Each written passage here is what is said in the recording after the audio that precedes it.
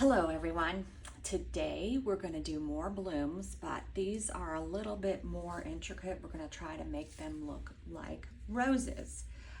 So I have my resin and it is warmed up right now to about 34 degrees. I'm going to go ahead and put my 1 ounce of white in the cup. I just bought some bigger cups, so I'm still learning to measure with these. The other ones I had it down to a system. That looks like it's 1 ounce. Now I'm gonna pour a thin layer on the bottom of my molds.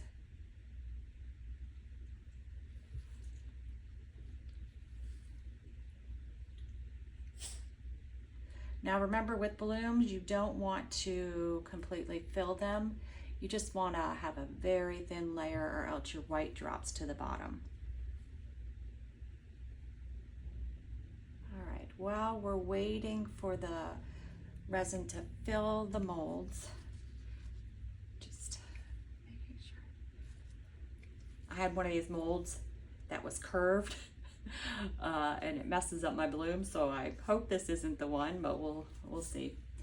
All right, so my 1 ounce, and today again I'm going to use Casting Craft.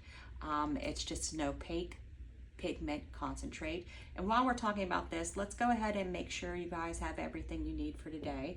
So I have my white, I have 3 colors. Today I'm using Cosmopolitan by Ranger Inks, Monsoon, and Flannel.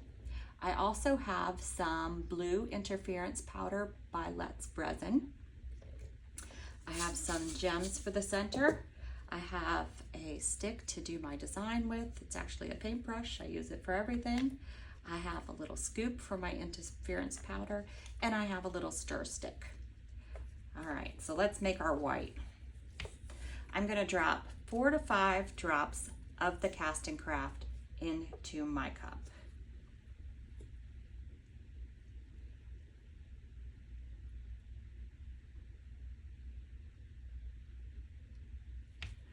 My bottle is broken, so it makes quite a mess, so I have to be extra careful with it. I'm gonna stir it and see what it looks like. Remember, we want like a milky, skim milky white consistency. I'm just giving it a good stir. You wanna make sure the white is completely stirred in. And then I'm gonna take a look at it, and it looks pretty good. You can see that. And then I'm going to take my blue Let's Resin interference powder, and I'm gonna put just a bit in there. You can see that it's like half a spoonful. Buy these little spoons from Amazon. I love the ones with something on the end like this. It's got a little bear, but it helps when you get the foil off of the mica powder. You just jam the little head in there and it peels it right, can take it around the edge and peel it right off. All right, now I'm gonna give this a stir. Now remember, mica powders are very dry and they have to be combined really well, or else you get lumps in whatever you're doing. I'm going to pull this up close because you can't see, but I've got glasses on, and I need to make sure it's mixed well. All right. You can't really see there's any difference there, but it has a little bit of difference.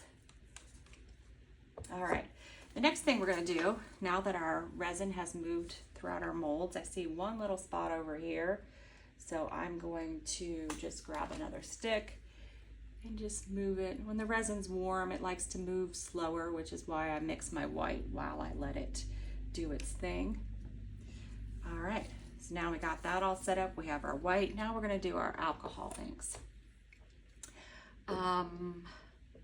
So Flannel's a new color by Ranger, and it's a gray, but I still like it. Normally I like bright colors, but I do like this gray. And I'm just gonna use this for the center. And my centers are generally off center. If I really was worried about it, I would use a ruler and center it more, I'm not so worried about it. Then I think I'm gonna take my pink, and you see that color is just a very pale color. Our colors all tend to go towards the center, so centers end up sometimes being really dark. So I tend to put lighter colors in the center. We'll see how it looks. And this is the Cosmopolitan, and I got this and I really love it. And then the Monsoon.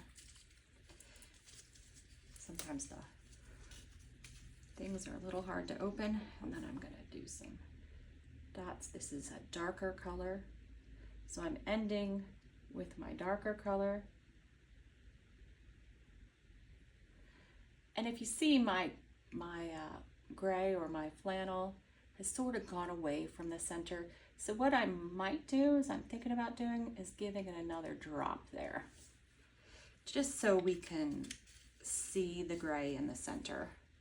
I don't want to get rid of the pink though, so this is always a tough decision.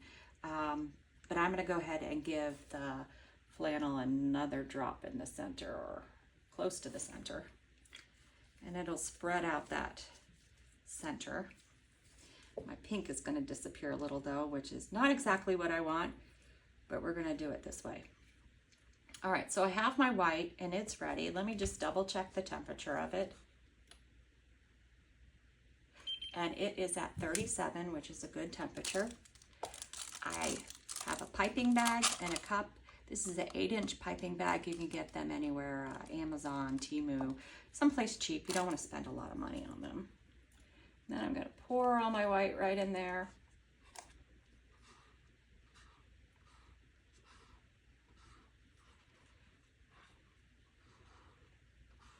Make sure I grab it all. All right. Now I'm going to pull the bag up out of the cup. You put it in a cup just so it can stand up and it's easier to pour. You don't have to hold the bag and dump the white in there. You want to make sure you twist it really good so it doesn't come back out the other end. And next we're going to cut a very small tip off of here. I don't know, it's often difficult to see when I do this, but I don't know if you could see that. That's a better image. All right, so now I'm going to do what I normally do, and that is a spiral.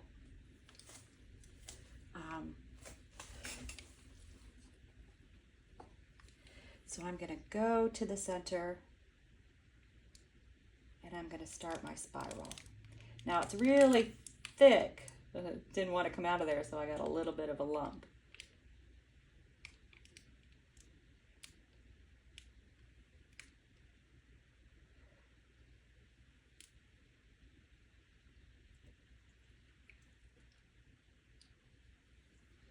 Do the other one. And I'm doing these a little close together. And right now I'm debating whether to do a couple more rings, but I don't think so. I think I'm going to leave it like that. Take everything out of my way. Then I have my handy dandy paintbrush, and I'm going to do a bit of a design.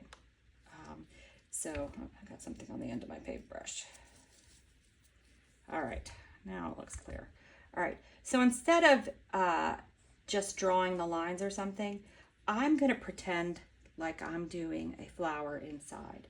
So I'm going to grab that little white lump and just draw sort of petals.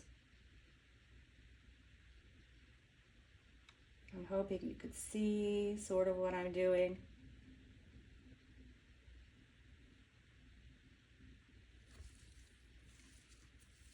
All right, so basically the motion is a flower. Start in the center, do a petal, petal, petal, petal, petal, and you guys get it, petals.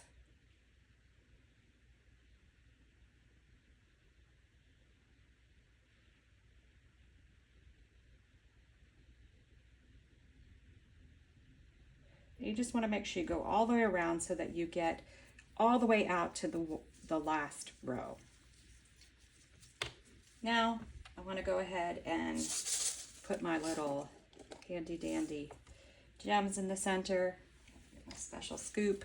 I love these scoops. Again, Amazon. I'm going to put a little bit in there, and then I'm going to try to find the center, and I'm going to drop. Now you can also mix these with resin, and I do it in one of these little cups, and put them in that way. I just like doing this. I put a good bit of these in here. We'll see how it works out.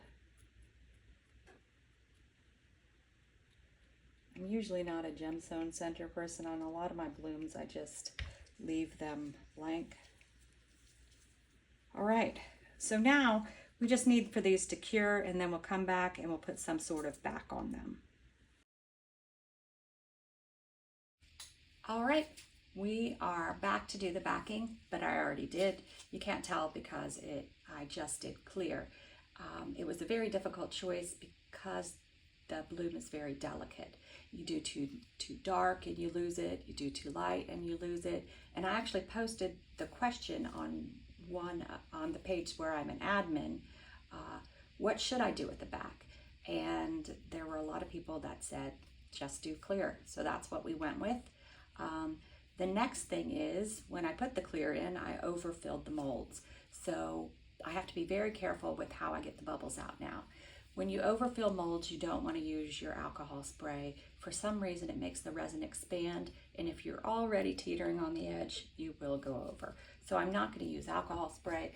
I'm going to use my torch, and remember with the torch, you don't want to let it get too hot in one spot, so you want to move it around quickly. If you let it get too hot in one spot, your mold will melt into your product, and it ruins both your mold and what you're working on. So just give it a very quick torch.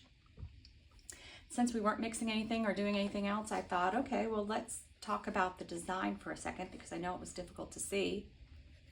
So here we go. If you see, this is the spiral that I did in the white, and this is the design that I did with my pointy paintbrush, and this is what it came out to be in the end. So you'll see it's just a very simple flower that I drew, added on top of the spiral. All right, when we come back, we will see how they turned out. Okay, everything's cured and we're back for the unmolding. Remember that I did not put a color on the back of these. I opted for clear because of how delicate the bloom is, and we'll see if that was a good decision.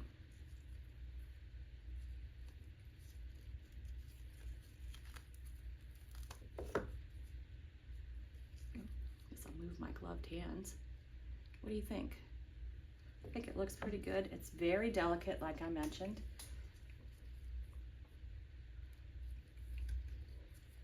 All right. And this one too. And you could see they're more rose-like versus the other ones that we do.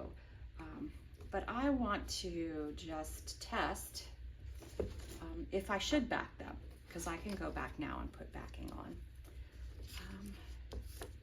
So this is really dark, and maybe it comes out a little bit with the black behind it, but I don't know. I think it looks just as good without it. And then let's try pink. Now I was going to do a muted pink, not this bright pink. What do you think? I don't know. I still think that this looks great, and I think it could be used as a coaster if I just put some plastic, a little bumper feet on it. Well, I'm pretty pleased with it. Let me know in the comments what you think, and thanks for watching.